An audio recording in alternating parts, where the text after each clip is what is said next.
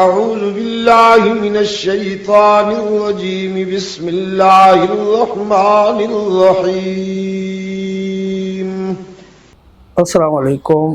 سید Abdul Majeed Nadeem channel میں آپ سب دوستوں کو خوش آمدید. 22 جنوری سن 1988 موسیٰ کالونی کراچی میں معاشرے کے نوجوان اس موضوع پر خطاب فرما رہے ہیں حضرت علامہ سید عبد المجید ندیم شاہ صاحب رحمۃ اللہ تعالی علیہ. تو آئیے ہم سب مل کر حضرت شاہ صاحب کا یہ بیان سنتے ہیں. الحمدللہ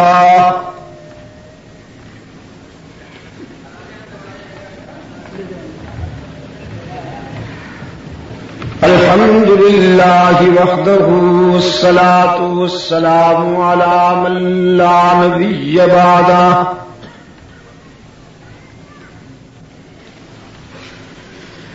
وعلى آلہ وأصحابہ الذین أوفوا عہدا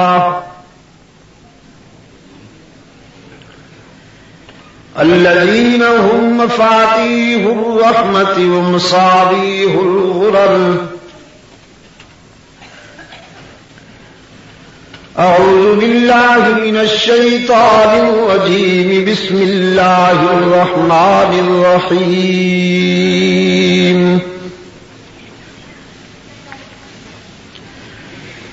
ان الذین قالوا ربنا اللہ ثم استقاموا تتنزل علیہم الملائکہ ألا تخافوا ولا تحزنوا وأبشروا بالجنة التي كنتم توعدون.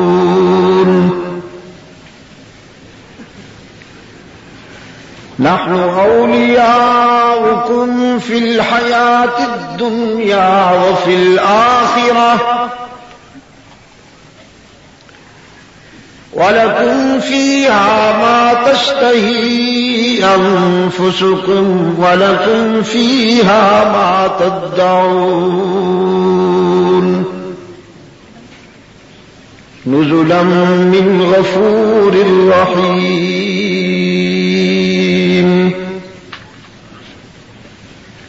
صدق اللہ مولانا العظیم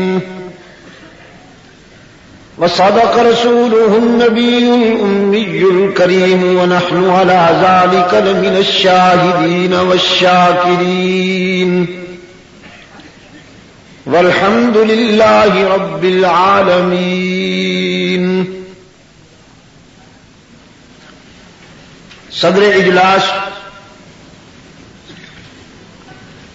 ارباب علم و دانش، محترم بزرگوں اور عزیز دوستو، آج 22 جنوری 1988 مجلس تحفظ حقوق اہل سنت و جماعت کراچی ڈویژن کے زیر اہتمام 4 روزہ صراط مستقیم کانفرنس کے دوسرے اجلاس میں ہم یہاں جامعہ خلیلیہ کراچی میں دعوت و تبلیغ کی نسبت سے جمع ہیں.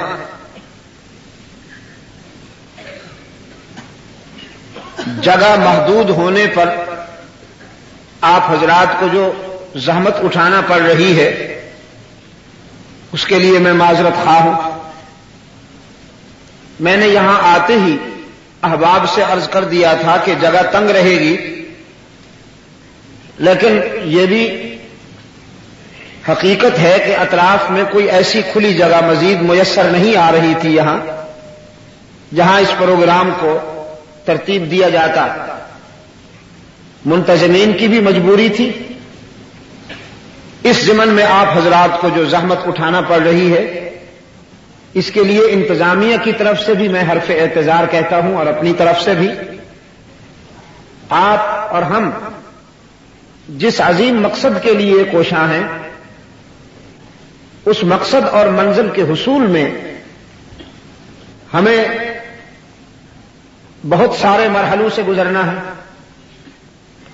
اس میں رنج بھی ہو، راحت بھی ہوتی ہے، اللہ قبول فرمائے۔ گزشتہ شب کی گفتگو اور آج دن کی نشست میں جو بات ہوئی، اسی کی روشنی میں آپ سے آج کی ملاقات میں بھی گفتگو کرنا چاہتا ہوں۔ آپ میں سے جن دوستوں نے رات کے اجلاس میں شرکت فرمائی تھی، گزشتہ شب کے اجلاس میں، انہیں یاد ہوگا میں نے عرض کیا تھا کہ صراط مستقیم توحید باری تعالی کا وہ مفہوم ہے جس پر استقامت کا مظاہرہ کرنے میں انسانیت حصول منزل میں کامیاب ہو جاتی ہے۔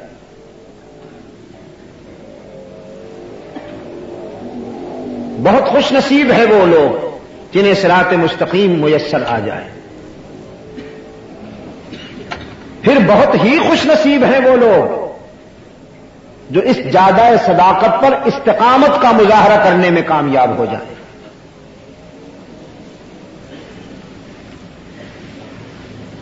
اچھی چیز کا حاصل ہونا بہت اچھی بات ہے، لیکن پھر اسے سنبھالنا اور نبھانا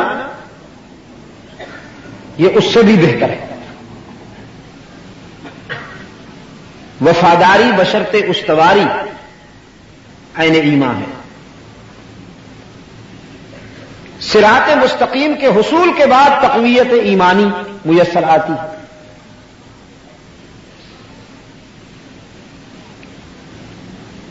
اس جادہ صداقت پر استقامت کا مظاہرہ کرنے والوں پہ اللہ کا دست کرم اور اس کی تائید خصوصیت کے ساتھ سایہ افغن رہتی ہے۔ اس جادہ صداقت پر چلنے والے تعداد میں اگرچہ کم ہوتے ہیں، لیکن کردار میں اتنے ہماگیر اور بھرپور ہوا کرتے ہیں کہ پورے معاشرے کی کایا پلٹ دیتے ہیں۔ قرآن کریم میں ارشاد ہوا، یقیناً وہ لوگ کہ جنہوں نے اللہ کی ربوبیت کا اقرار کرتے ہوئے کہہ دیا کہ ہمارا داتا تو اللہ ہی ہے، اور اس کے بعد اس پر قائم رہے، ثم استقاموا تتنزل علیہم الملائکہ، ہم ان کی تائید و حمایت میں فرشتے بھیجا کرتے ہیں، فرشتوں کا نزول ہوتا ہے اور انہیں خوشخبری دی جاتی ہے کہ دنیا میں کوئی خوف نہیں ہوگا تمہیں، آخرت کا کوئی حزن نہیں ہوگا، اور جس جنت کا تمہیں وعدہ دیا گیا ہے، جس کامیابی کا تمہیں وعدہ دیا گیا ہے، وہ ضرور تمہیں ملے گی۔ اور عزیز دوستو، اس زیادہ صداقت پر چلنے والے، جیسا کہ میں پہلے عرض کر چکا ہوں، بظاہر تعداد میں کم ہوتے ہیں، اس لیے کہ توحید کے لیے قربانی لازم ہے۔ یہاں تعلقات ٹوٹتے ہیں، رشتے چھوٹتے ہیں۔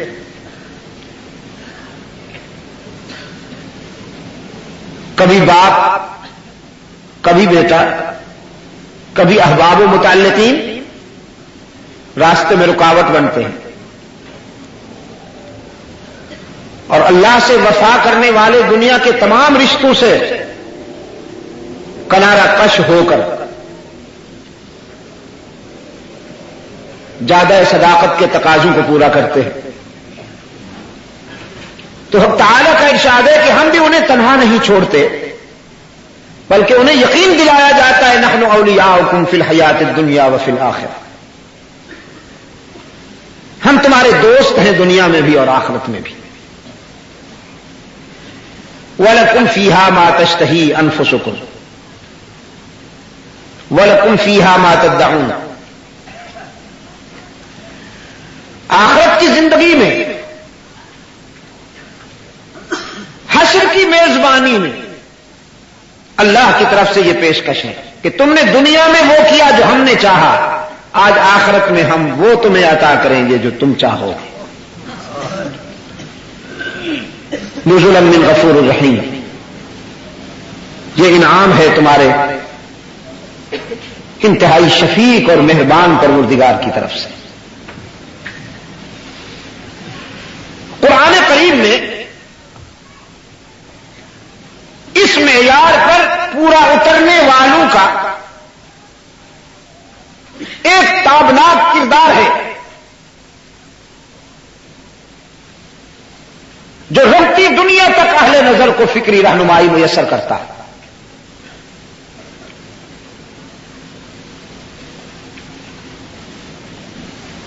تا قیامت اہل نظر کے لیے وہ کردار چراغ کا کام دیتا ہے.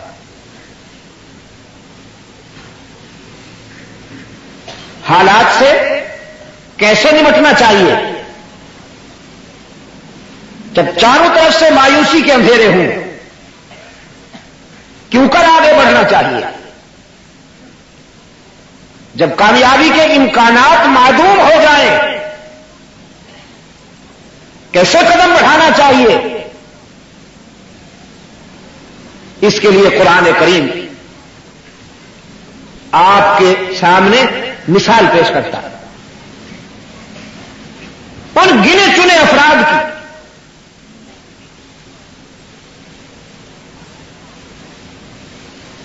گنے چنے کہہ رہا ہے.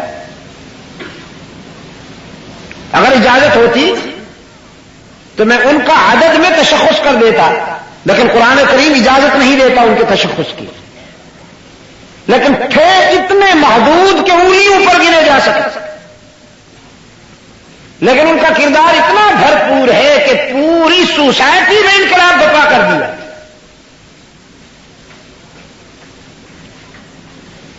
برائی کو اقتدار کی سرپرستی حاصل تھی،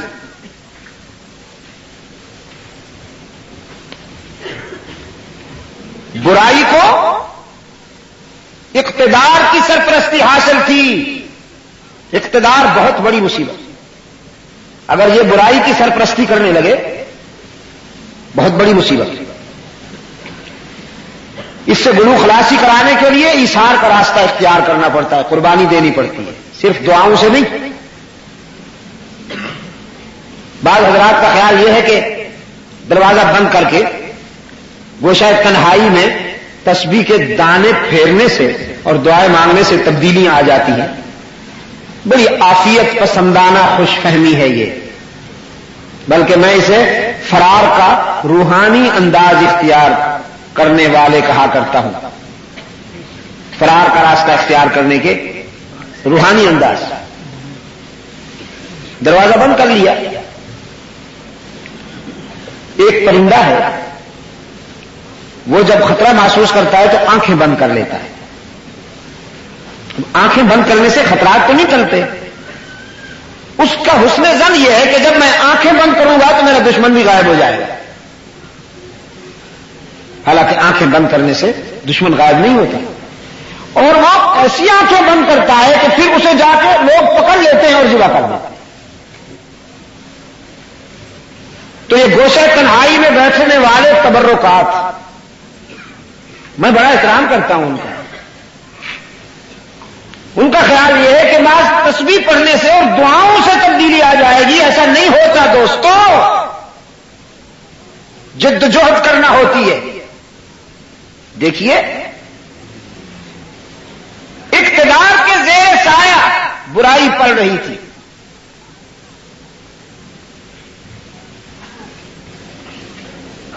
یا اللہ، شر کو اقتدار کا ہاتھ نگرانی کرنے والا تھا. چہار جانب سے مایوسی تھی. نہیں سمجھ میں آ رہا تھا کہ اس سے نجات کیسے ملے گی. صراط مستقیم پر چلنے والے چند خوش نصیب اور مثالی کردار جنہیں اللہ نے استقامت کی دولت سے نوازا وہ سامنے آئے. انہوں نے باطل کو للکارا, طاغوتی قوت سے ٹکرائے, گوشے تنہائی میں نہیں میدان میں آ کر, تسبیح خانوں سے نکل کر میدان میں ظالم کے سامنے آنکھیں چار کرتے ہوئے کھلے میدان میں دو دو ہاتھ کیے. رحمت عالم صلی اللہ علیہ وسلم کے قلب اطہر پر ان کا کردار قرآن بن کر اترا. رسول کے قلب اطہر پر ان حق پرستوں کا کردار قرآن بن کر نازل ہوا. اللہ نے بڑے پیار سے ان کے کردار کو اپنے محبوب کے سامنے بیان کیا. فرمایا نحن نقص علیک نبأہم بالحق انہم فتیۃ آمنوا بربہم وزدناہم ھدی وربطنا علی قلوبہم اذ قاموا فقالوا ربنا رب السماوات والأرض لن ندعو من دونه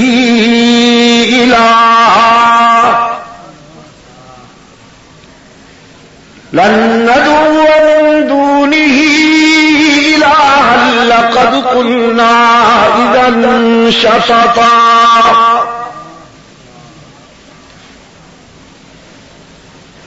هؤلاء قوم اتخذوا من دونه آلهة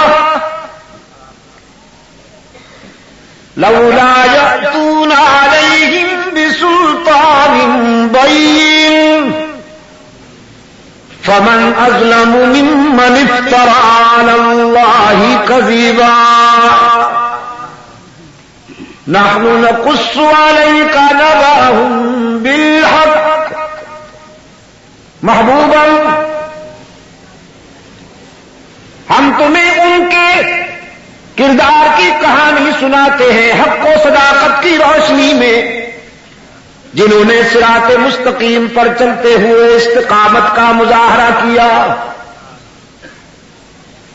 انہم فتیۃ آمنوا بربہم وزدناہم ھدی. وہ چند نوجوان تھے, انقلابی نوجوان, پیران تسمہ پا گئی, پیران تسمہ پا گئی. انہم فتیۃ, وہ چند نوجوان تھے. اور میرے عزیز نوجوانوں, عجیب بات ہے, میں اپنے شاندار ماضی کی طرف پلٹ کے دیکھتا ہوں تو انقلابی تبدیلیوں میں جوانی مجھے اہم کردار ادا کرتے ہوئے نظر آتی ہے.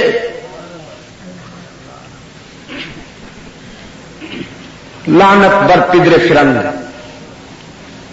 اور انگریز نے ایسا جال بچھایا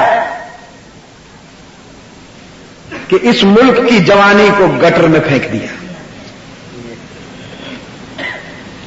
اس ملک کی جوانی کو گٹر میں پھینک دیا. یہ طوائفوں کو آئیڈیل بنائے پھرتے ہیں.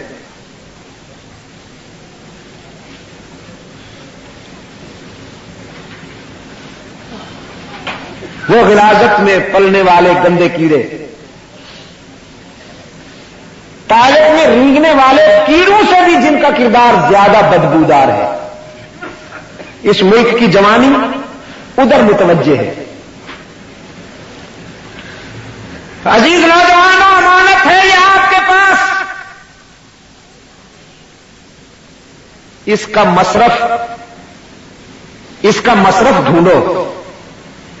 آج میں تمہیں بتا رہا ہوں, جوانی کا مصرف یہ ہے کہ اسے اعلاء کلمت اللہ کے لیے کام میں لایا جائے، اس سے پہلے کہ اعصاب شکستہ ہوں، اس سے پہلے کہ رگوں سے گرم گرم خون کی روانی اختتام کو پہنچے، اس سے پہلے کہ امنگوں سے حرارت رخصت ہو جائے، اس سے پہلے کہ عزائم سے رفاتیں چلی جائیں، اللہ کی عطا کردہ اس پاور کو بروئے کار لاؤ، باطل کا جنازہ اٹھانے کے لیے عزم کرو، ہاتھ سے ہاتھ ملا کر، قدم سے قدم ملا کر اس کو یاد کرتے ہوئے آگے بڑھو، پھر دیکھو وہ کیسے کرم کرتا ہے۔ تعداد میں تھوڑا ہونے کے باوجود تم آگے تو بڑھو۔ اس نے وعدہ کیا ہے کہ ہم اپنے دوستوں کو رسوا نہیں ہونے دیتے۔ وہ چند نوجوان تھے جنہوں نے طاغوتی قوت کو للکارا، رب العالمین نے فرمایا وہ ہمارے بن گئے، انہوں نے صراط مستقیم اپنایا، ہم نے ان کے دل و نگاہ میں رشد و ہدایت کے سویرے بھر دیے، رشد و ہدایت کے اجالے بھر دیے، اور پھر ربط قلوب عطا کیا،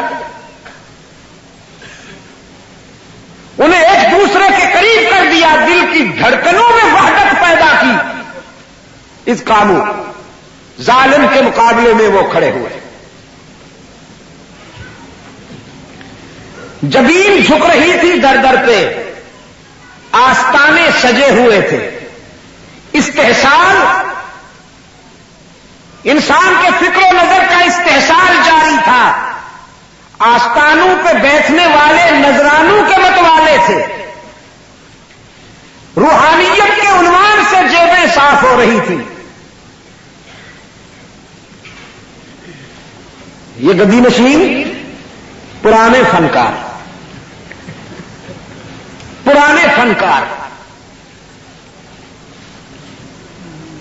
یہ گدی نشین روحانیت کے لبادہ میں استحصال کرنے والے ہر دور کے اسماعیل شہید کو گالیاں دیتے، ہر دور کے موحد کو برداشت نہیں کرتے۔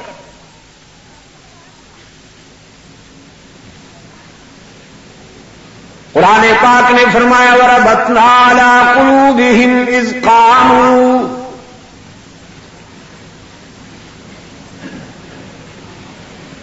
ہم نے اپنے دوستوں پر اپنا خصوصی کرم کرتے ہوئے ان کے قلوب میں ربط پیدا کیا، دلوں کو قریب کر دیا ایک دوسرے کے، ظلم کے مقابلے میں یہ کھڑے ہوئے، حکمران تک بات پہنچی، رقیبوں نے رپٹ جا جا کے لکھوائی تھی تھانے میں، یہ طبقہ نام لیتا ہے خدا کا اس زمانے میں۔ یہ کیسے نوجوان ہیں جناب؟ یہ تو ہمارے آباء و اجداد کی رسموں کے باغی ہیں، یہ آستانوں کی عظمت کو نہیں مانتے، جن مجسموں کے آگے جھک جھک کر ہم نے اپنی زندگی کی گاڑی چلائی، یہ ان کا انکار کرتے ہیں۔ کیس بن گیا، گرفتاری کا حکم آیا، نوجوانوں کو حکمران کے سامنے پیش کیا گیا، دربار سجا ہوا ہے، اور یہ چند نوجوان پابجولا ہو کر آئے ہیں ظالم حکمران کے سامنے۔ اس نے کہا موقف بیان کرو، تم کیا کہنا چاہتے ہو؟ ان نوجوانوں نے مل کر ایک ہی آواز میں نعرہ لگایا ربنا رب السماوات والارض، ربنا رب السماوات والارض لن ندعو من دونه الہا لقد قلنا اذا شططا، تم اپنے خود ساختہ آستانوں کے آگے جھکتے ہو ظالموں، اپنے خود ساختہ مجسموں سے آرزوئیں وابستہ کیے بیٹھے ہو، تمنائیں وابستہ کیے بیٹھے ہو، اور ہمارے ضمیر کی آواز ہے ہمارا رب وہ ہے جو زمینوں آسمانوں کا رب ہے، ربنا رب السماوات والارض لن ندعو من دونه الہا، ہم اس کے سوا کسی کو معبود ماننے کے لیے تیار نہیں۔ کچھ حضرات کا خیال یہ ہے ربنا رب السماوات والارض کہہ دینا ہی کافی ہے، مثبت، منفی نہیں ہونا چاہیے۔ ربنا رب السماوات والارض بس یہ کافی ہے، لیکن قرآن کریم نے فرمایا لن ندعو من دونه الہا، صرف اس کی ربوبیت کا اقرار ہی کافی نہیں، باطل کا انکار بھی ضروری ہے۔ لیکن اس پہ خطرات بہت ہیں، اور تبرکات خطرہ مول لینے کے لیے تیار نہیں، یہ وداؤٹ رسک گیم چاہتے ہیں، وداؤٹ رسک گیم چاہتے ہیں۔ فرمایا لن ندعو من دونه الہا، ہم اللہ کے سوا کسی کو معبود نہیں مانتے، ہم اس کے سوا کسی کو مسجود نہیں مانتے، ہم اس کے سوا کسی کو ہر جگہ موجود نہیں مانتے، ہم اس کے سوا کسی کو علام الغیوب نہیں مانتے، ہم اس کے سوا کسی کو کارساز و دستگیر نہیں مانتے، ہم اس کے سوا کسی کو حاجت روا و مشکل کشا نہیں مانتے۔ لن ندعو من دونه الہا لقد قلنا اذا شططا، اگر ہم نے اللہ کے ساتھ کیا ہوا یہ وعدہ پورا نہ کیا تو پھر ہم بے وفا ٹھہرے۔ ترجمہ ٹھیک ہو رہا؟ لقد قلنا اذا شططا، تو پھر کوئی بات تو نہ ہوئی نا، ہم عہد نبھائیں گے، وفا کا عزم کیا ہے، یہ عزم پورا کر کے رہیں گے۔ تم جو کرنا چاہتے ہو کر لو، فخذ مان تقاد، تمہارے ترکش میں جتنے تیر ہیں چلا لو، تم جو کچھ کر سکتے ہو کر لو، یہ وہ نشہ نہیں جسے تلخی اتار دے۔ بڑھتا ہے ذوق جرم یہاں ہر سزا کے بعد، کانٹوں پہ گھسیٹو گے، سنگ باری کا نشانہ بناؤ گے، سوئی پہ لٹکاؤ گے، یہ نشہ اور بڑھے گا۔ پوری قوت کے ساتھ کہتے ہیں اور کہتے رہیں گے، ہماری زمین کی عاجزیوں کے لیے سچا مسجود کون ہے؟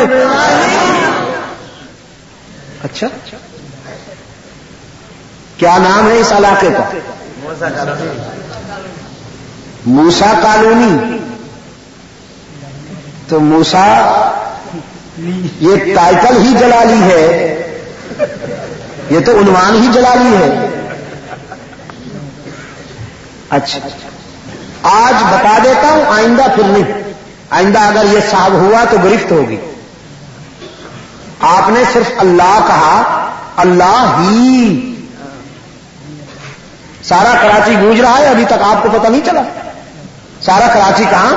اللہ کے فضل و کرم کے ساتھ پوری دنیا میں بہت سارے مقامات ایسے ہیں جہاں ابھی تک میرا جسم نہیں پہنچا لیکن یہ آواز پہنچ گئی۔ ہماری جبین کی عاجزیوں کے لیے سچا مسجود کون؟ یہ ہی پہ زور دینا ہے، اللہ ہی، کیونکہ موسم ذرا ٹھیک نہیں ہے، بھی کی بیماریاں بڑی ہوئی ہیں عجم میں، عجم بیمار ہو گیا، بعض بیماروں کا خیال ہے اللہ بھی اور اس کے پیارے بھی، اور قرآن کریم چاہتا ہے ہی والا وعدہ کرو۔ یہ بھی کی بھی کوئی دوستی ہے؟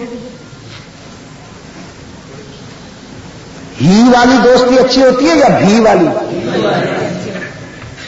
پھر ہی پہ زور دو گے کہ نہیں؟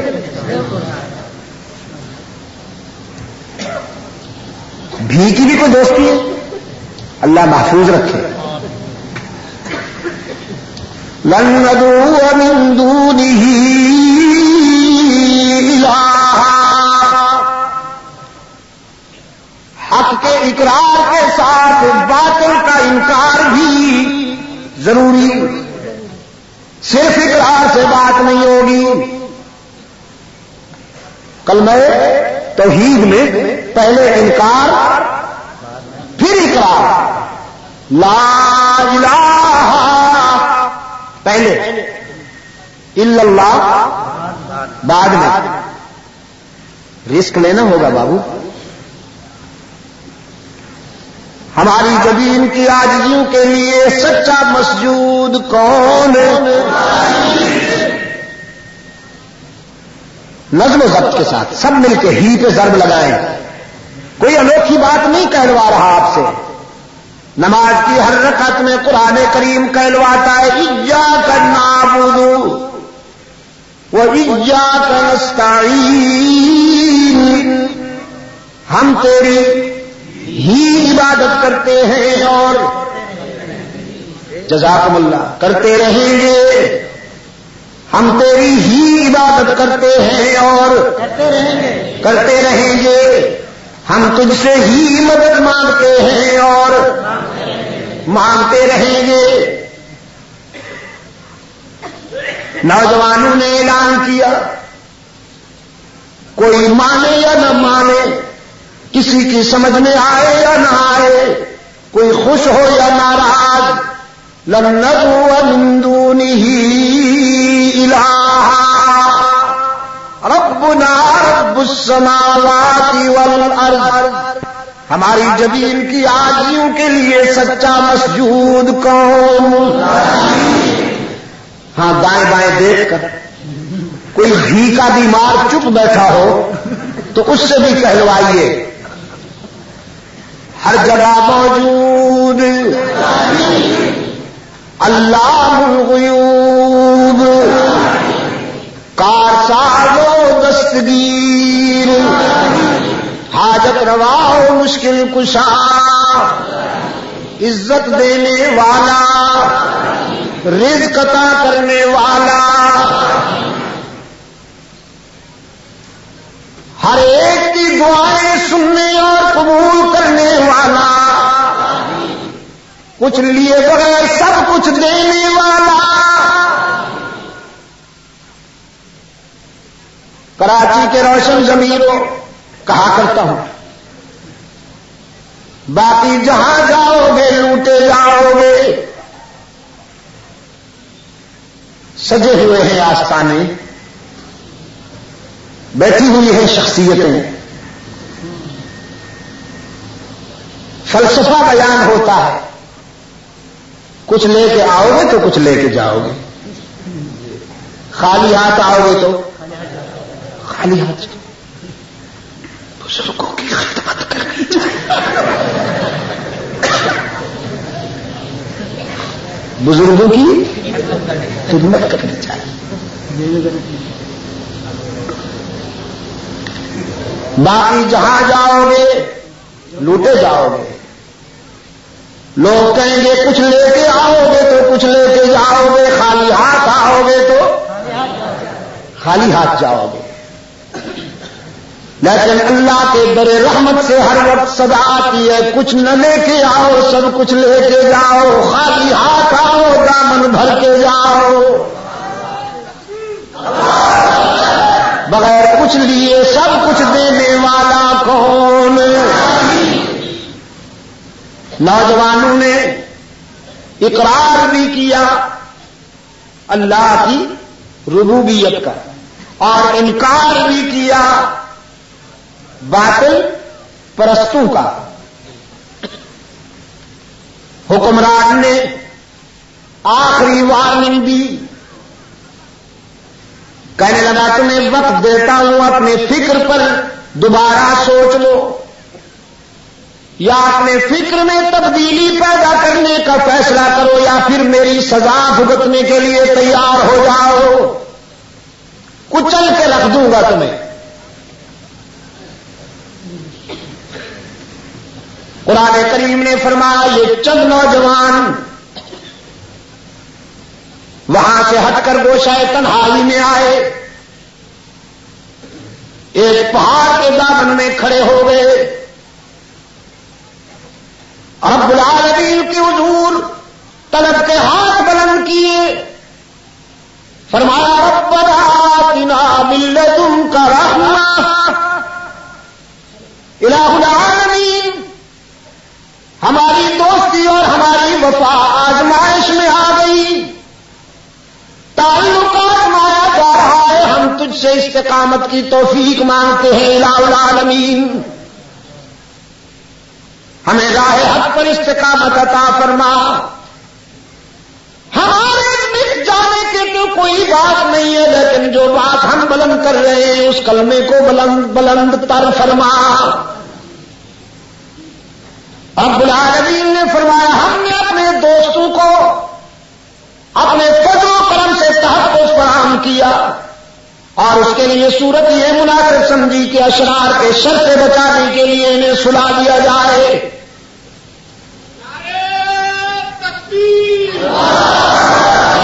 چند لمحوں کے لیے لیتے ہیں، ادھر فیصلہ ہو گیا، صدیوں تک لیٹنا ہوگا۔ قرآن کریم نے فرمایا فَضَرَبْنَا عَلَىٰ آذَانِهِمْ فِي الْكَهْفِ سِنِينَ عَدَدًا، رب العالمین نے فیصلہ کر لیا ایک طویل عرصے تک انہیں سلایا رکھا جائے، سونے دیا جائے، تاکہ جب اسرار کا دور ختم ہو تو پھر ہم انہیں اٹھائیں اور پھر انہی کی زبان سے کلمہ حق بلند کروائیں۔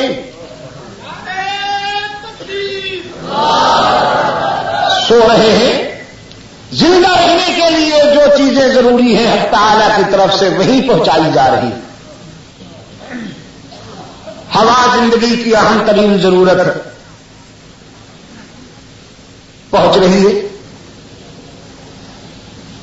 سورج کی کرنیں حق تعالیٰ کے فضل و کرم سے پہنچ رہی ہے۔ حکم تھا سورج کو تزاور عن کہفہم،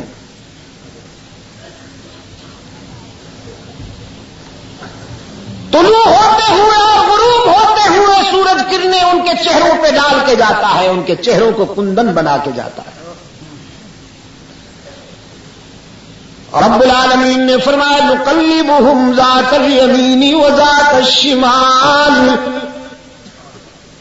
ہم تو ان کی کروٹیں بھی خود بدلا کرتے تھے، دائیں پہلو پہ سوئے ہوئے تھک جاتے تو ہم انہیں بائیں پہلو پر لٹا دیتے، جب بائیں پہلو پہ تھک جاتے تو ہم انہیں دائیں پہلو پر سلا دیتے۔ 309 سال گزر گئے، کتنے؟ 300 309 سنین وازدادوا 9، 309 سال گزر گئے، یہ سونے والے زندہ ہیں، فوت نہیں ہوئے۔ فَضَرَبْنَا عَلَىٰ آذَانِهِمْ فِي الْكَهْفِ سِنِينَ عَدَدًا، سوئے ہوئے ہیں۔ 309 سال گزرنے کے بعد نہ وہ حاکم رہا نہ اس کا ظلم، دور بدل گیا۔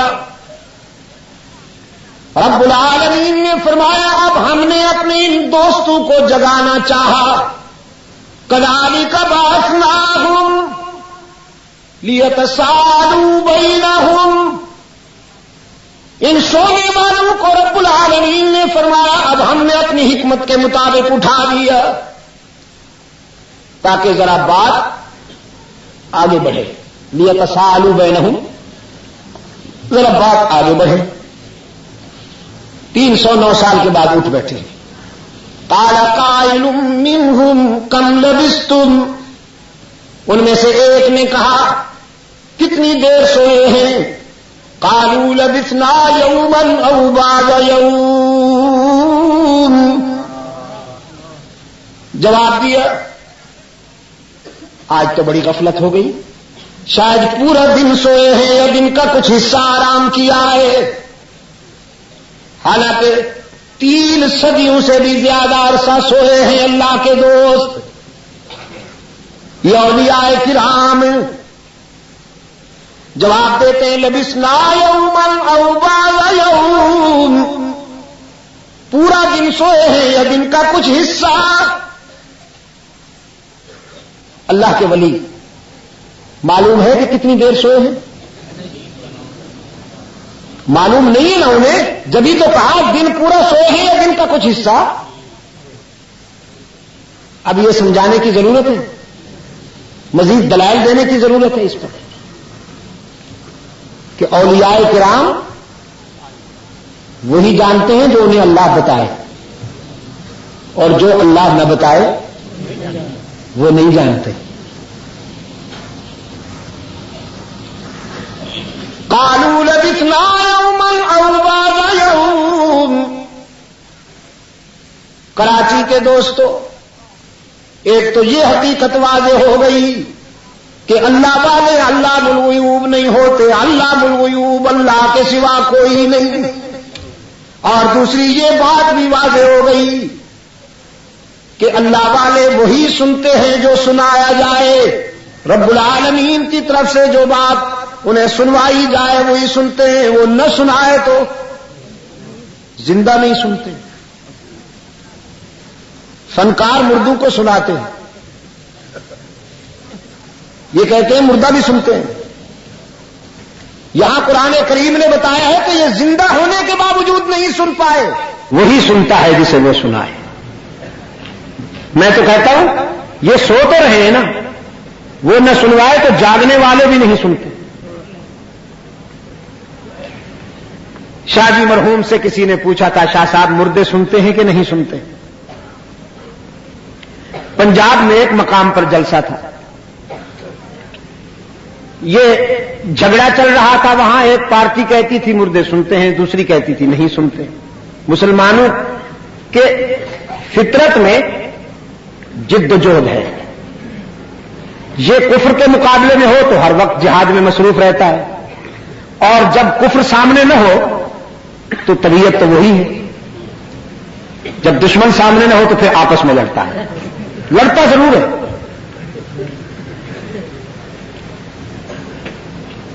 اور پنجاب والوں کا تو ذوق ہی عجیب ہے، میں کہا کرتا ہوں فرنٹیئر والے اور بلوچستان والے مرغ اور بٹیر لڑاتے ہیں، پنجاب والے مولوی لڑاتے ہیں۔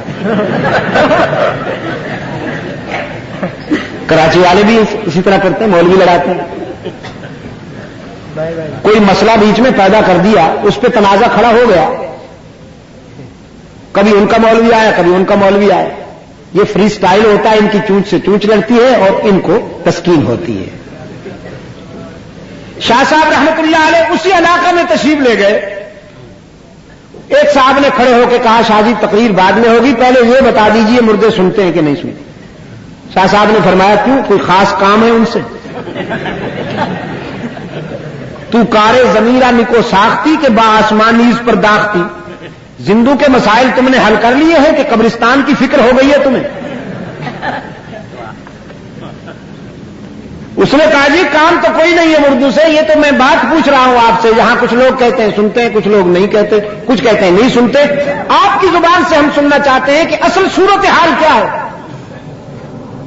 شاہ جی مرحوم نے فرمایا اچھا تو یہ بات ہے میاں، یہ سوال و جواب کی بات نہیں ہے، جھگڑنے کی اور تکرار کی بات نہیں ہے، اس میں بحث کرنے کی کیا ضرورت ہے؟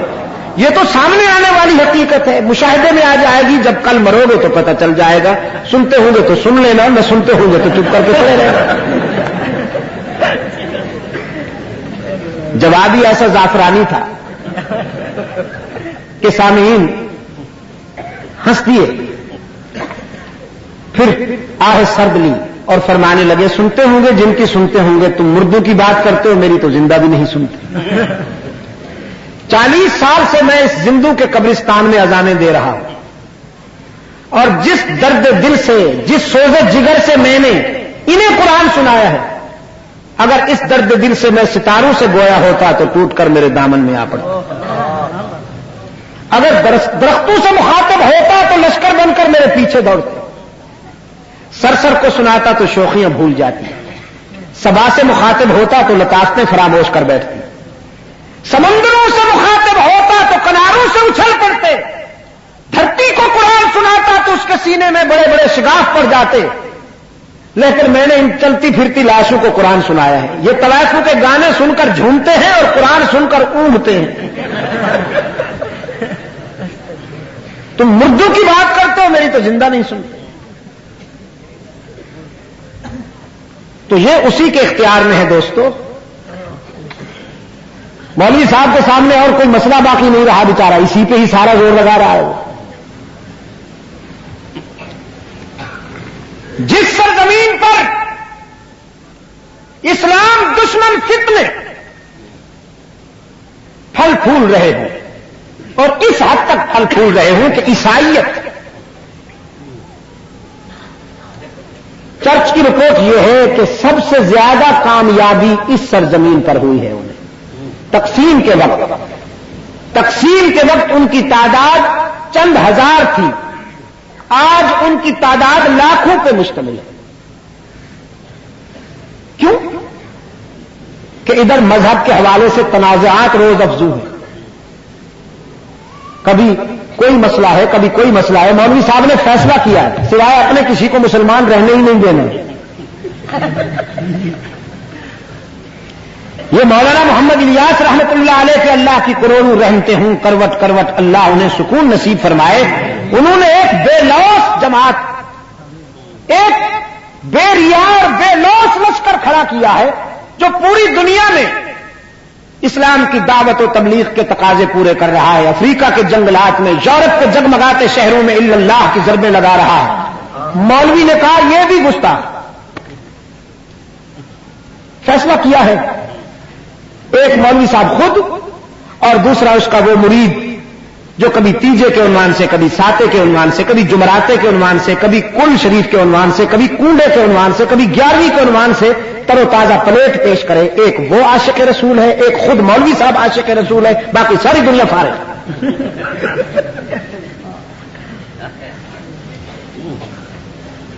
مسجدوں سے پہلے محبت تقسیم ہوتی تھی، اب نفرتیں پھوٹ رہی۔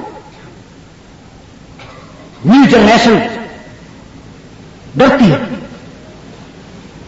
اور مولانا صاحب جب منبر پہ بیٹھتے ہیں تو انتظار ہوتا ہے کہ کس پہ کفر کا فتویٰ لگتا ہے۔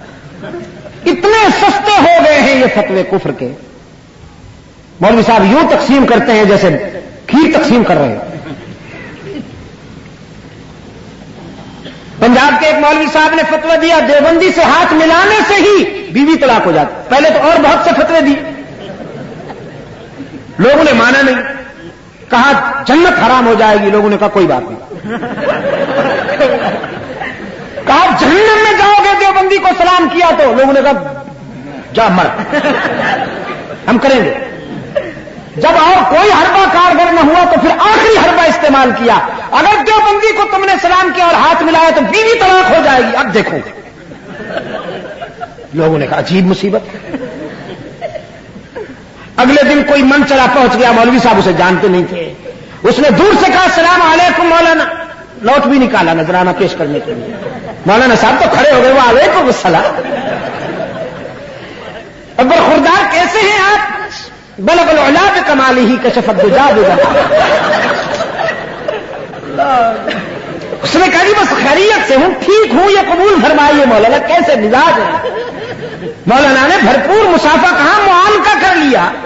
اس نوجوان نے کہا حضرت آپ نے کل خطبہ میں بہت اچھی تقریر فرمائی ہے، میرے تو دل میں اتر گئی، ایمان تازہ ہوا۔ آپ نے فرمایا تھا کہ کسی دیوبندی کو سلام کا جواب دیا جائے یا ہاتھ ملایا جائے تو بیوی طلاق ہو جاتی ہے، ناچیز تو دیوبندی ہے ہی، سلام کا جواب بھی دے دیا آپ نے، مسافہ تو کیا معانقہ کر لیا، تو اب آپ سے تو فارغ ہو گئی، میرے حوالے کر دیا۔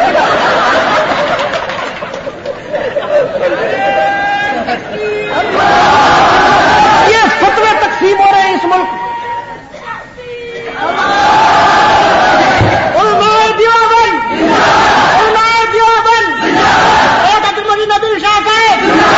یہ فتوے تقسیم ہو رہے ہیں اس ملک میں عزیز دوست، اور وہ چلے گئے فتویٰ دینے والے جنہوں نے اسی کراچی کے خالق دین حال میں گونج کر کہا تھا انگریز کی فوج میں بھرتی ہونا حرام ہے۔ ان کرداروں کو بدنام کرنے کے لیے جبہ و دستار خریدے گئے، جبہ و دستار خریدے گئے کہ تم اپنی دینی حیثیت کے حوالے سے ان کو گستاخ رسول کہو، اسماعیل شہید کو کہو یہ گستاخ رسول تھا، محمود حسن دیوبندی کو کہو کہ یہ تو گستاخ تھا، تھانوی کو کہو کہ یہ تو گستاخ تھا۔ شاہ اسماعیل شہید گستاخ تھا، جس نے اعلاء کلمت اللہ کے لیے جامع عزیز کا نذرانہ پیش کیا وہ گستاخ، اور جن کی لائف ہسٹری ڈائننگ روم سے شروع ہو کر ڈائننگ روم پہ فنش ہوتی ہے یہ عاشق۔ میرے عزیز دوستو،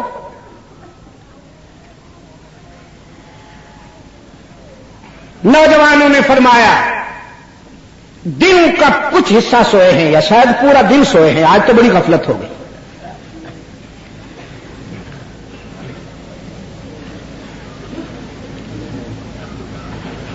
لیکن کچھ تھوڑا سا اختلاف ہونے لگا، کچھ نے کہا پورا دن سوئے ہیں، کچھ نے کہا نہیں آدھا دن سوئے ہیں۔ فرمایا ربکم اعلم بما لبستم،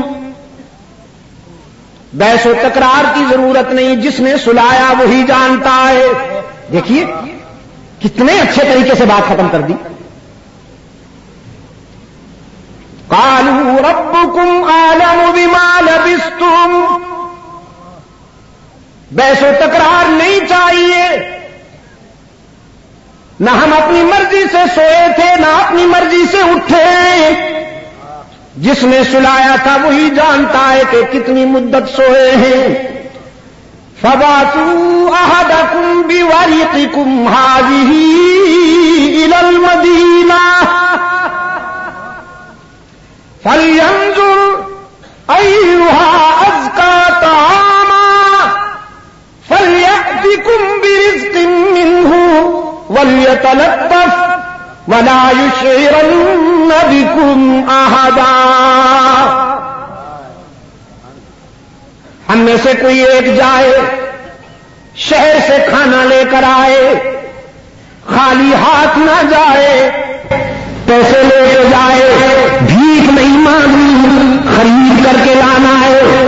اللہ والے کبھی بھیک نہیں مانگا کرتے، وہ کمال تشنگی میں بھی جگر کا خون پی لیتے ہیں، لیکن کسی کے سامنے دستے طلب دراز نہیں کرتے۔ اور یہ اللہ والے اس دور کے حادثے نظر اللہ نیازوں سے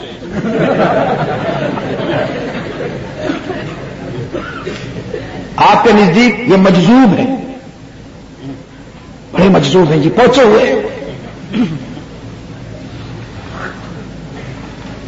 فبعثوا احدکم بورقکم هذه الى المدینہ، اور کھانا لیتے وقت یہ بھی تاکید کر دی گئی ذرا سوچ سمجھ کر کھانا لیا جائے، کسی مشرک پلید کے ناپاک ہاتھوں کا بنا ہوا کھانا نہ لے کے آئے، کسی موحد کے ہاتھوں کا کھانا لائیے گا، اور یہ بھی کوشش کیجیے گا کہ آپ کو کوئی پہچان نہ سکے، ذرا بچ بچا کے احتیاط کے ساتھ جائیے گا اور آئیے گا۔ ایک نوجوان پاکٹ منی لے کر روانہ ہوا، غار سے باہر نکلا تو نقشے بدلے ہوئے، جہاں پہلے درخت تھے وہاں نہیں، جہاں پہلے کچھ نہیں تھا وہاں درخت، نقشے بدلے ہوئے۔ شہر کے قریب گیا تو ایک عظیم آبادی، پہلے جہاں چند گھر تھے وہاں بے شمار آبادی۔ اپنی دانست میں ایک طباخ کے پاس پہنچا، ایک ہوٹل والے کے پاس پہنچا جس کے چہرے پہ ایمان چمک رہا تھا، اس کو جا کے پیسے دیے اور کھانا طلب کیا۔ اس نے جب سکہ دیکھا تو 300 سال پرانا تھا، دقیانوس کی اس پہ مہر تھی۔ ہوٹل والا کبھی سکہ دیکھتا ہے، کبھی سکے والے کو دیکھتا ہے۔ وہ آئیں گھر میں ہمارے، خدا کی قدرت ہے، کبھی ہم ان کو کبھی اپنے گھر کو دیکھتے ہیں، وہ کبھی اس کو کبھی اس کے سکے کو دیکھتا ہے۔ کہنے لگا نوجوان یہ کوئی پرانا خزینہ ہاتھ آ گیا ہے تمہارے، 300 سال پرانا سکہ لے کے آئے ہو، جو رائج الوقت سکہ ہے وہ لے کے آؤ تو میں تمہیں کھانا دوں، یہ تو 300 سال پرانا سکہ ہے، متروک ہے۔ نوجوان نے کہا کل تو ہم یہاں سے جا رہے ہیں اور آج یہ 300 سال پرانا ہو گیا ہے، کھوپڑی میں تمہارے دماغ ہے؟ یہ جو موعد ہوتے ہیں ذرا جلالی بھی ہوتے ہیں جی، بات بڑی دو ٹوک کرتے ہیں، منمناتے نہیں ہیں۔ کل ہم یہاں سے جا رہے ہیں اور آج تم کہتے ہو یہ 300 سال پرانا ہو گیا ہے، خواب میں ہو یا جاگ رہے ہو؟ اس ہوٹل والے نے کہا تو اس کا مطلب یہ ہے کہ آپ بھی اسی زمانے کے ہیں جس زمانے کا یہ سکہ ہے۔ نوجوان نے کہا اس میں کوئی شک ہے؟ آپ کس دور کی جنس ہیں؟ اس نے کہا میں جس دور کی ہوں یہ بعد میں بتاؤں گا، بازو پکڑ لیا۔ اس کے ذہن میں وہ نوجوان آ گئے جو دقیانوس کے زمانہ میں روپوش ہو گئے تھے، پوری قوم نے جنہیں تلاش کیا تھا اور ہاتھ نہیں آئے تھے، وہ کہانی اس کے ذہن میں بیدار ہو گئی۔ کہنے لگا لگتا ہے تم انہی نوجوانوں میں سے ایک ہو جو دقیانوس کے سامنے جنہوں نے حق و صداقت کی آواز بلند کی تھی اور پھر گم ہو گئے تھے، پوری قوم انہیں تلاش کرتی رہی، ہاتھ نہ آئے، پکڑ لیا۔ ادھر نوجوان کو پکڑ لیا اور ادھر اللہ کی شان ہے۔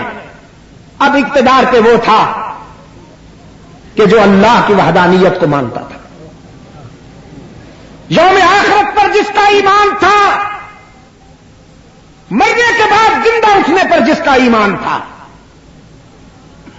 لیکن قوم میں سے کچھ ترقی پسند، جیسے عصر حاضر میں کچھ ترقی پسند ہے، وہ کہتے ہیں مرنے کے بعد کون اٹھے گا، یہ تو مولویوں کے ڈھکوسلے ہیں۔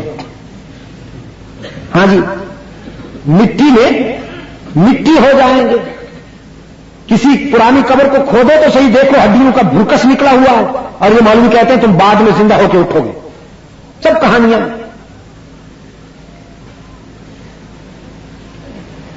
قرآن پاک نے فرمایا لم یکن نطفۃ من منی یمنی ثم کان علقۃ فخلق فسوى فجعل منه الزوجين الذكر والأنثى أليس ذلك بقادر على أن يحيي الموتى۔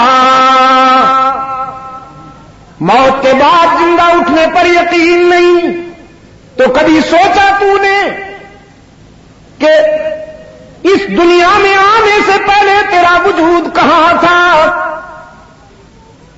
آج آنکھوں کی چمک تجھے اچھی لگتی ہے، بالوں کی سیاہی پہ دل پھینکتا ہے، جسم کی چمک دمک پہ جان دیتا ہے، جسامت کی موزونیت تجھے اچھی لگتی ہے، لیکن غور کیا تو نے کہ یہ سب کیسے بنا؟ ایک قطرہ ناپاک سے ہم نے تیرا وجود بنایا، اتنا ناپاک قطرہ کہ وہ اگر تیرے کپڑوں پہ لگ جائے تو نفرت کرتا ہے، اس قطرہ ناپاک سے ہم نے تجھے انسان کامل بنایا، تو نہیں تھا ہم لے آئے، پھر جب تو نہیں ہوگا پھر لے آئیں گے۔ لیکن سمجھ میں نہیں آ رہا تھا کچھ لوگوں کے، وہ یزداں شناس، وہ خدا شناس حکمران اس وقت سجدے میں رو رہا ہے اور حق تعالیٰ کی حضور دعا کر رہا ہے، الہ العالمین موت کے بعد زندہ اٹھنے پر کوئی برہان عطا فرما، کوئی دلیل عطا فرما۔ اتنے میں قوم اس نوجوان کو پکڑ کے لے آئی، ایک عظیم الشان اجتماع ہو گیا، یہ باہر آیا، لوگوں نے ساری کہانی دوہرا دی، سکہ بھی پیش کیا، سکے والا بھی پیش کیا۔ اس حکمران نے اس نوجوان کا بازو پکڑ کر جب حالات سنے تو پھر دنیا کے سامنے اسے پیش کیا، لوگوں کے سامنے اسے پیش کیا، جو رب العالمین، جو قادر مطلق 309 سال تک زندوں کو سلانے کے بعد زندہ اٹھانے پہ قادر ہے، وہی قادر مطلق موت کے بعد بھی زندہ اٹھانے پہ قادر ہے کہ نہیں؟ جن کے مقدر میں تھا انہیں ایمان کی دولت نصیب ہو گئی اور ایک ایسا صالح معاشرہ ترتیب پایا، ایک ایسا عادلانہ معاشرہ ترتیب پایا ہے کہ جس میں حق و صداقت کی روشنی تھی۔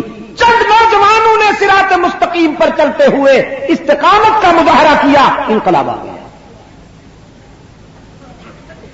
اس میں یار کر پورے اترنے والے ہیں حضرات صحابہ کرام رضوان اللہ تعالی علیہم اجمعین۔ آج دن کی گفتگو میں بھی میں نے اسی ضمن میں آپ کے سامنے کچھ تفصیلات عرض کر دی تھیں کہ حضرات صحابہ کرام رضوان اللہ علیہم اجمعین نے صراط مستقیم پر چلتے ہوئے استقامت کا مظاہرہ کیا، اللہ نے ان پر کرم کیا۔ وہ خط لکھتے تھے تو دریا تعمیل کرتے تھے، وہ پیغام دیتے تھے تو ہوائیں غلامی کرتی تھیں، وہ جنگلوں کی طرف رخ کرتے تھے تو درندے ان کی اطاعت کرتے ہوئے نظر آتے ہیں، وہ سمندروں اور دریاؤں کی طرف لپکتے تھے تو موجیں راستہ بنایا کرتی تھیں، بھڑکتی ہوئی آگ میں پانی کی ایک لت پھینکتے، چلو پھینکتے تو شعلے ٹھنڈے ہو جاتے تھے۔ میں اپنے شاندار ماضی کے حوالے سے جب تجزیہ کرتا ہوں تو پھر ماضی قریب میں بھی کچھ ایسے کردار گزرے ہیں کہ جنہوں نے طاغوتی قوتوں کے سامنے سینہ تان کر کلمہ حق بلند کیا۔ اور یہ عجیب حسن اتفاق ہے کہ صراط مستقیم کی بات کر رہا ہوں تو صراط مستقیم کا مصنف بے ساختہ یاد آیا۔ معلوم ہے آپ کو صراط مستقیم کا مصنف؟ کچھ دیر تو چپ رہنا تھا نا، میں پڑھے لکھے حضرات سے پوچھ رہا ہوں، تم جیسے دیوانوں سے تو نہیں پوچھ رہا۔ شاہ اسماعیل شہید رحمت اللہ تعالی علیہ صراط مستقیم کے مصنف ہیں اور تقویت الایمان کے بھی مصنف ہیں۔ درباری مولوی ادھار کھائے بیٹھے ہیں شاہ اسماعیل شہید کے پیچھے پڑے ہوئے ہیں، دیکھو جی یہ کہہ دیا اور وہ کہہ دیا۔ یہودیوں کمبختوں کی عادت ہوا کرتی تھی کہ اپنی مقصد کی بات نکالنے کے لیے توریت میں سے وہ عبارت پڑھتے تھے جو ان کا مطلب پورا کرتی تھی اور دوسری عبارت پر ہاتھ رکھ لیا کرتے تھے۔ جس عبارت سے ان کا مقصد پورا ہوتا تھا وہ عبارت لوگوں کو دکھا دیا کرتے تھے۔ ایک صاحب نے فرمایا میں تو قرآن کریم کی اس آیت پہ عمل کرتا ہوں کہ لا تقربوا الصلاۃ، قرآن کریم نے فرمایا ہے نماز کے قریب بھی نہ جاؤ۔ اس سے کہا گیا کہ وہ انتم سکارا کہا ہے قرآن کریم میں کہ جب تم نشے میں ہو تو نماز کے قریب نہ جاؤ، اس لیے کہ نشے میں آدمی بدحواس ہوتا ہے، خدا سے خیر مانگنے کے بجائے شر مانگ بیٹھے۔ ہاں جی، خدا سے خیر مانگنے کے بجائے شر مانگ بیٹھے، آبادی مانگنے کے بجائے بربادی مانگ بیٹھے، تو نشے کی حالت میں نماز کے قریب نہ جاؤ۔ وانتم سکارا پڑھتے نہیں ہو، لا تقربوا الصلاۃ کی رٹ لگا رکھی ہے۔ اس نے کہا وانتم سکارا بعد میں پڑھوں گا، پہلے لا تقربوا الصلاۃ پہ تو عمل کر لوں، کیا یہ قرآن کی آیت نہیں ہے؟ قرآن کی یہ آیت نہیں ہے، اس پہ پہلے عمل کر لوں پھر آگے سمجھوں گا۔ چونکہ قرآن کریم نے فرمایا ہے نماز کے قریب مت جاؤ، میں پہلے اس پہ عمل کرنا چاہتا ہوں۔ اس بدنیتی کا کوئی علاج ہے؟ اسلام کے ان مائع ناز سپاہیوں کے کردار کشی کے لیے ان کی عبارتوں کو توڑ کر پیش کرنے والے، ان سے اپنا مقصد نکالنے والے، ان سے پوچھئے کہ تم نے دین کے لیے کتنی قربانیاں دی؟ دین کے نام پر تو اتنے پل گئے ہو کہ چھوٹی موٹی گاڑیاں نہیں اٹھا سکتی۔ پاکستان ہی وہ ملک ہے جہاں کے موٹر ڈیلرز کو لکھنا پڑا جاپان کی کمپنیوں کو کہ جو کاریں ادھر بھیجو ذرا ان کے گیٹ کھلے بنایا کرو کہ یہاں کے گدی نشین گھس نہیں سکتے ان میں۔ میں بتایا کرتا ہوں دوستوں کو، باہر کے ایک سفر کے دوران میرے جہاز میں پاکستان کے ایک گدی نشین صاحب تشریف فرما تھے۔ پہلے تو میں نے ان کو نہیں دیکھا، اس لیے کہ 450 مسافروں کا جہاز تھا۔ اب مجھے کیا معلوم ان 450 میں کون کون تشریف فرما ہے۔ فرینکفرٹ جا کر مسافر اتر گئے، جہاز کچھ خالی ہو گیا، تو اب میں نے دیکھا کہ ایک حضرت صاحب تشریف فرما ہے۔ یا اللہ، جہاز کی 2 سیٹیں، بیچ میں جو ایک وہ پارٹیشن لائن ہوتی ہے وہ ہٹا دی گئی تھی، 2 سیٹوں میں تشریف فرما ہے اور کھب کے بیٹھے ہیں۔ 2 سیٹوں میں بھی کچھ ادھر سے شکم مبارک نکلا ہوا ہے، کچھ ادھر سے شکم مبارک نکلا ہوا ہے، یوں تشریف فرما ہے۔ میرے ساتھ والی سیٹ پر ایک انگریز بیٹھا تھا، ایک گورا بیٹھا تھا۔ یہاں سے روانہ ہوئے تو اس نے بہت سارے سوالات کیے اسلام کے متعلق۔ جب فرینکفرٹ سے ہمارا جہاز پرواز کرنے لگا، اس کی نظر بھی پڑ گئی شخصیت پر، مجھ سے کہنے لگا یہ بھی آپ کا ہے، یہ ایٹم بھی اسلام کے کھاتے میں۔ میں نے کہا میرے بلاک میں گھسا ہوا تو ہے لیکن ہے تمہارا ووٹر، اسلام میں اس سائز کی کوئی گنجائش نہیں ہے۔ اسلام تو اتنا نازک دین ہے دوست، اسلام کے نزاکت تخیل کا یہ عالم ہے، اسلام کا معیار اتنا بلند ہے اور نفیس ہے کہ حافظ الحدیث سیدنا ابو ہریرہ رضی اللہ تعالی عنہ بحرین کے گورنر بنائے گئے فاروق اعظم رضی اللہ تعالی عنہ کی خلافت میں، اور فاروق اعظم رضی اللہ تعالی عنہ کا یہ معمول اور مزاج تھا کہ حج کے سیزن میں حکم دیا کرتے تھے اپنے گورنروں کو، علیکم بمکہ عند الموسم، حج کے موقع پر ذرا مکہ میں آؤ، میں تمہارا جائزہ لینا چاہتا ہوں کہ گورنر بننے کے بعد کہیں تم بدل تو نہیں گئے۔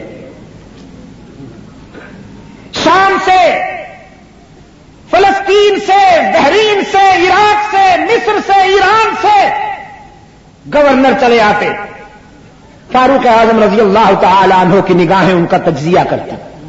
اسی قطار میں جائزہ لیتے ہوئے فاروق اعظم کی نظر بحرین کے گورنر حضرت ابو ہریرہ رضی اللہ تعالی عنہ پہ ٹک گئی۔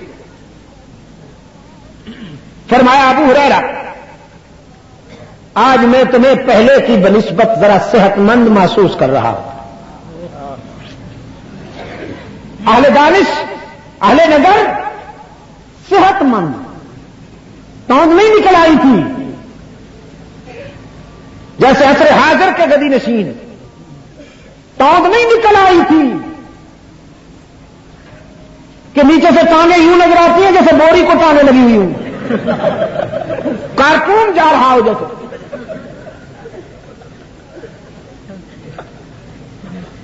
صورتحال یہ تھی کہ پہلے پسلیاں نکلی ہوئی تھی، اب ذرا چھپ گئی تھی، پہلے ذرا ہڈیاں نکلی ہوئی تھی، اب ذرا چھپ گئی تھی، ذرا بیلنس جو جسم کی ساخت تھی وہ بیلنس برابر ہو گیا۔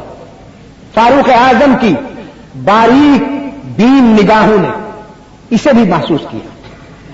فرمایا ابو ہریرہ، پہلے کی بنسبت آپ ذرا صحت مند نظر آتے ہیں، آپ کو تو رسول اللہ کی امت کی نگہداشت اور فکر میں پہلے سے زیادہ سوکھ جانا چاہیے تھا۔ ابو ہریرہ رضی اللہ تعالیٰ عنہ کھڑے ہو گئے، فرمانے لگے امیر المومنین، آپ سے زیادہ مجھے کوئی نہیں جانتا کہ میں نے کس دور میں رحمت عالم صلی اللہ علیہ وسلم کے موقف کو اپنایا ہے۔ میں نے رحمت عالم صلی اللہ علیہ وسلم کے قدموں میں بیٹھ کر نفس کشی نہیں، نفس پروری نہیں سیکھی، نفس کشی سیکھی ہے۔ یاد ہے آپ کو وہ دن جب صحن مسجد نبوی میں گر پڑا تھا اور آپ اردا گرد جمع ہو گئے تھے، کوئی کہتا تھا رجل مسحور، بیچارے پہ جادو تو نہیں کر دیا گیا، کوئی کہتا تھا مرگی کا دورہ تو نہیں پڑ گیا، حالانکہ واللہ ما ہی ابی الا الجوع، خدا کی قسم نہ مجھ پہ سحر تھا نہ مجھ پہ مرگی کا اثر تھا، کئی دن کے مسلسل فاقہ کشی کی وجہ سے اتنی نقاہت ہو گئی تھی کہ میں لڑکھڑا کے گر پڑا تھا۔ میں نے رحمت عالم صلی اللہ علیہ وسلم کے قدموں میں بیٹھ کر نفس کشی سیکھی ہے، نفس پروری نہیں سیکھی۔ بات صرف اتنی ہے کہ پہلے مسلسل کئی دنوں کا فاقہ رہا کرتا تھا، اب جب گورنر بنا کے لایا گیا ہوں تو اب کبھی نام زمین دونوں وقت میسر آ جاتا ہے۔ یہ سرسبز سرزمین ہے، بہت شاداب علاقہ ہے، یہاں کے پھل فروٹ کھا لیتا ہوں تو ذرا پسلیاں چھپ گئی ہیں، اور کوئی بات نہیں ہے، نفس پروری نہیں کرتا ہوں، عیاش نہیں ہوں، الحمدللہ اس کے لیے آپ سے زیادہ مجھے کوئی نہیں جانتا۔ فاروق اعظم رضی اللہ تعالیٰ عنہ نے فرمایا، ابو ہریرہ تیری دیانت پر اللہ کے فرشتے بھی گواہی دیتے ہیں، میں بھی تیری دیانت پہ مکمل اطمینان کا اظہار کرتا ہوں، لیکن میں یہ کہہ رہا ہوں کہ رسول کی امت کی نگہداشت میں تجھے پہلے سے زیادہ سوکھ جانا چاہیے تھا، یہ صحت مند ہونا مجھے گوارا نہیں ہے، میں تجھے گورنری سے معزول کرتا ہوں تاکہ آنے والی نسلیں ہمیں تانا نہ دے کہ رسول اللہ کے شاگردوں نے اپنے جسم و جان کو پالنے کے لیے حکومتیں حاصل کی تھی۔ نعرہ تکبیر، عدالت فاروق اعظم۔ آپ سمجھے کہ نہیں؟ سیدنا خالد بن ولید رضی اللہ تعالی عنہ کے بارے میں لوگ یہ سوچنے لگے تھے کہ جتنی فتوحات ہیں وہ اس شخص کی مرہون منت ہے۔ حضرت خالد رضی اللہ تعالیٰ عنہ جس میدان پہ جاتا ہے فتح ان کے قدم چومتی ہے، تمام کامیابیاں اس شخص کی وجہ سے۔ فاروق اعظم رضی اللہ تعالیٰ عنہ نے معذور کر دیا انہیں، فرمایا کسی فرد کی وجہ سے کامیابی حاصل نہیں ہوتی، اللہ کے فضل و کرم سے کامیابی حاصل ہوتی ہے۔ جب تک ہم رسول کی اطاعت کے معیار پر پورے اترتے رہیں گے، خالد بن ولید کے بغیر بھی وہ ہمیں کامیابی عطا کرے گا۔ اسلام شخصیت پرستی کو نہیں گوارا کرتا دوست، اور نہ پیٹ پرستی کو گوارا کرتا۔ تمہیں تو اسلام نے اتنا پالا ہے ماشاءاللہ، اللہ کرے زورے، کیا ہے جی وہ شعر، اللہ کرے زورے بیاں اور زیادہ، کچھ ایسا ہے نا، میں دعا کرتا ہوں اللہ کرے زورے بطن اور زیادہ۔ اسلام نے تو اتنا پالا ہے آپ کو، لیکن تم نے اسلام کے لیے کتنی قربانیاں دی؟ تحریک تحفظ ختم نبوت میں قربانیاں بتاؤ۔ یہ کل کی بات ہے، مسٹر پارک میں کانفرنس ہو رہی تھی جی، میں خود چل کے گیا تھا ایک شخصیت کے پاس، ہم نے کہا آئیے آپ عاشق رسول کہلاتے ہیں، ہم تو گناہگار لوگ ہیں، ہم تو خطاکار لوگ ہیں، آئیے آپ کے معشوق کی عزت کا سوال ہے، رحمت عالم صلی اللہ علیہ وسلم کی ختم نبوت کا پرچم اونچا کرنا ہے، آئیے مولانا ہم چاہتے ہیں کہ وہ ہاتھ آپ کے ہوں، ہم بھی ان میں شامل ہو جائے، یہ پرچم ہم مل کے اونچا کریں۔ مولانا صاحب نے تازہ دم پان اپنے منہ میں ٹھوستے ہوئے فرمایا، اس سلسلے میں مشورہ کروں گا تو پھر جواب دوں گا، وہ مشورہ قیامت تک ختم نہیں ہوگا۔ یہ کوئی ایسی بات نہیں کہہ رہا ہوں میں، خدا نخواستہ الزام تراشی نہیں کر رہا ہوں، اور نہ ہم الزام تراشی کیا کرتے ہیں۔ یہ زندگی تو 4 دنوں کا کھیل ہے، ختم ہو جائے گی، اللہ کی عدالت میں ایک ایک جملے کا حساب ہوگا، ہم سوچ سمجھ کے بولا کرتے ہیں۔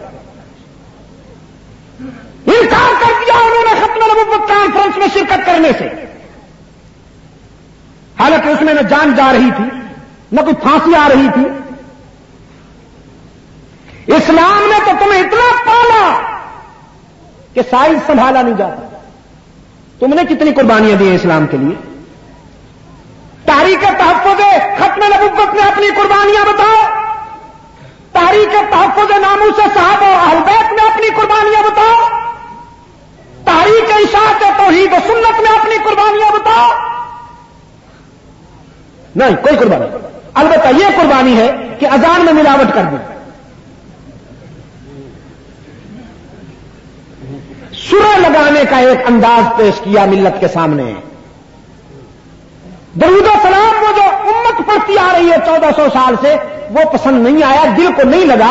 اپنا ایک انوکھا درود و سلام پیدا کیا جو میوزیکل پوائنٹ پہ پورا اترتا ہے، جو پڑھا کم جاتا ہے، گایا زیادہ جاتا ہے. وہ درود و سلام پیش کیا. اسلام کے ارکان جو 1400 سال سے یہ امت پیش کرتی آئی ہے اور سنتی آئی ہے، اس میں اضافہ کیا کہ 11ویں شریف بھی اسلام کا ایک رکن. شریف، نماز شریف نہیں، روزہ شریف نہیں، زکات شریف نہیں، حج. ہاں دیکھا نا شیطان کتنا ملعون ہے بے ایمان. اس کی جتنی چیزیں ہیں وہ شریف ہیں، اور اللہ کے جتنے فرائض ہیں ہم پہ اللہ نے جو مقرر کیے ان پہ شرافت کا کوئی معیار نہیں. نہ روزہ شریف، نہ نماز شریف، نہ حج شریف، نہ زکات شریف.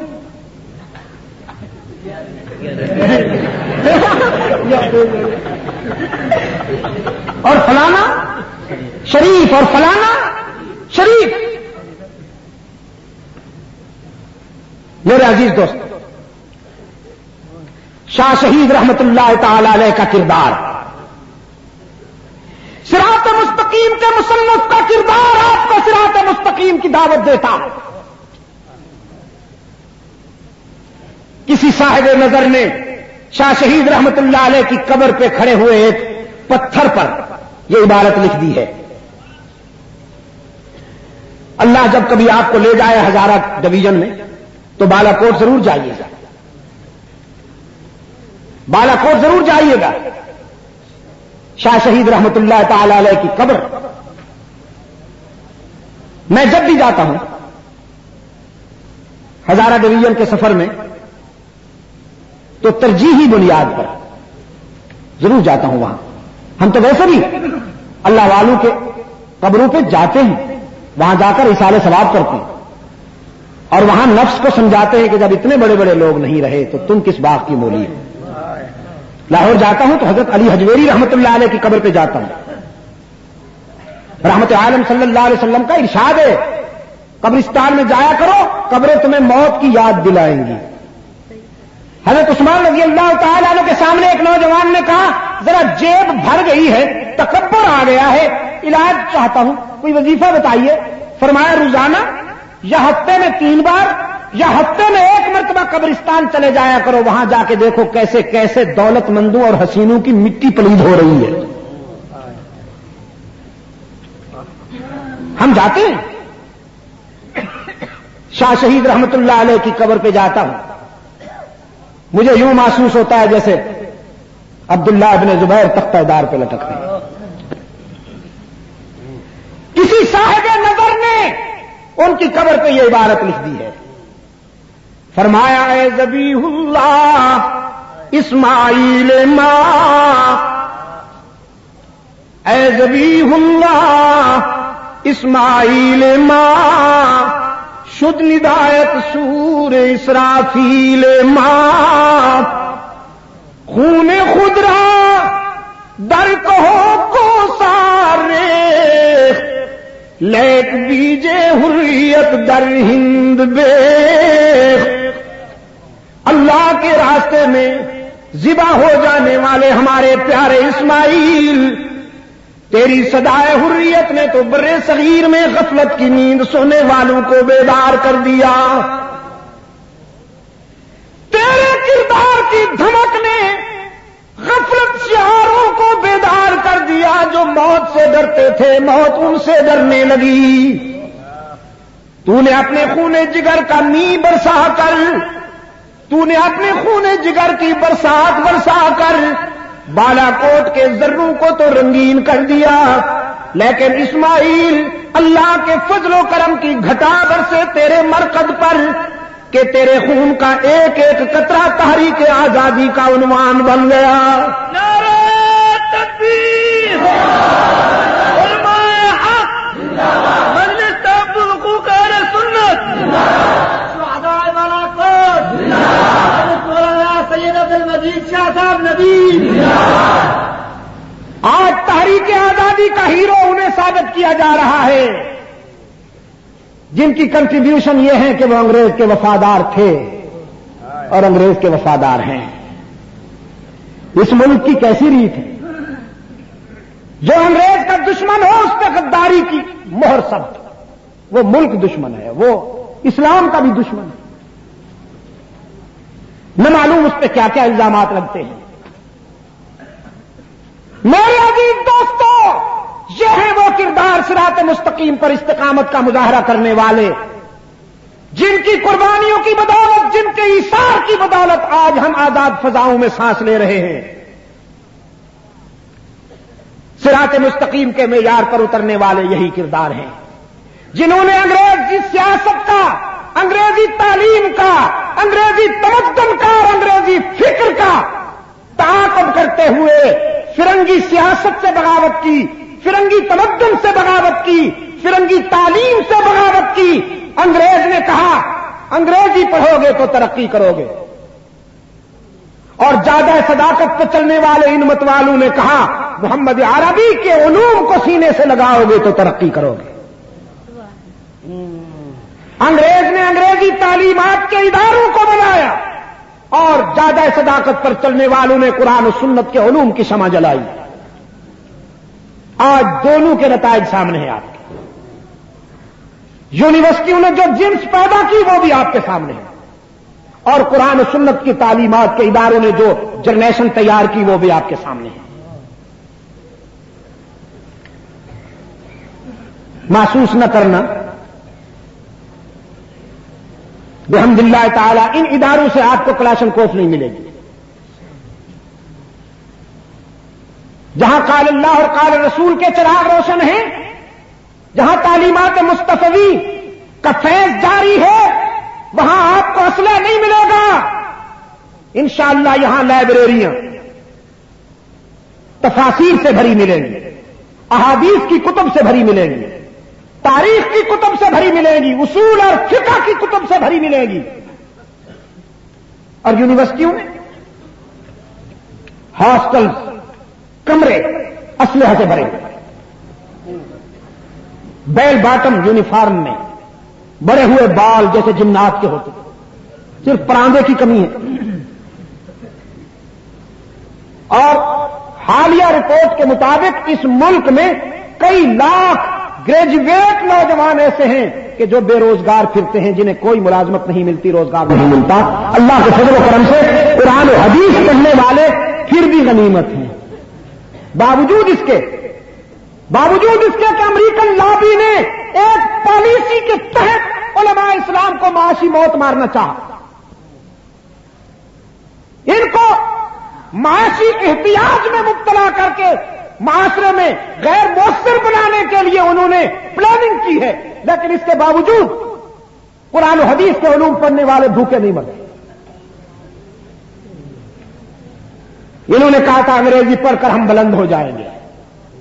بقول اکبر الہ آبادی کے تھے کیک کے خیال میں سو روٹی بھی گئی، چاہی تھی شے بڑی سو چھوٹی بھی گئی. وائز کی نصیحت تو نہ مانی، آخر پتلون کی تاک میں لنگوٹی بھی گئی. میرے عزیز دوستو، اللہ ان اداروں کو اپنے فضل و کرم کے سائے میں ہمیشہ ہمیشہ آباد رکھے. چٹائیوں پہ بیٹھ کر پڑھنے اور پڑھانے والے پوری قوم کے محسن ہیں. خدا کی قسم اگر ان اداروں سے قال اللہ اور قال رسول کی روشنی نہ پھوٹتی تو نہ معلوم آج اس قوم کا کیا حشر ہوتا. حالت اب بھی کوئی اچھی نہیں ہے. لارڈ میکالے کے نظام تعلیم نے جو تباہیاں پھیلائی ہیں اس کی سزا پوری قوم بھگت رہی ہے، لیکن اگر کچھ بھرم باقی ہے تو وہ ان اداروں کی وجہ سے ہے. رحمت عالم صلی اللہ علیہ وسلم نے فرمایا ہے جس سرزمین پر اس کا نام لیا جاتا ہو وہاں اس کا غضب رحمت سے بدل جاتا ہے. ابھی کچھ ایسے مراکز ہیں جہاں قال اللہ اور قال رسول کی صدائیں بلند ہوتی ہیں اور ہماری خطاؤں کو معاف کیا جا رہا ہے۔ اللہ آپ کو توفیق عطا فرمائے، ہم سب کو اللہ توفیق عطا فرمائے کہ ہم قرآن و سنت کے علوم کی اس سما کو روشن رکھنے کے لیے اپنا خون جگر پیش کر سکیں۔ اللہم صلی علی سیدنا محمد النبی الامی وعلی آلہ واصحابہ وبارک وسلم۔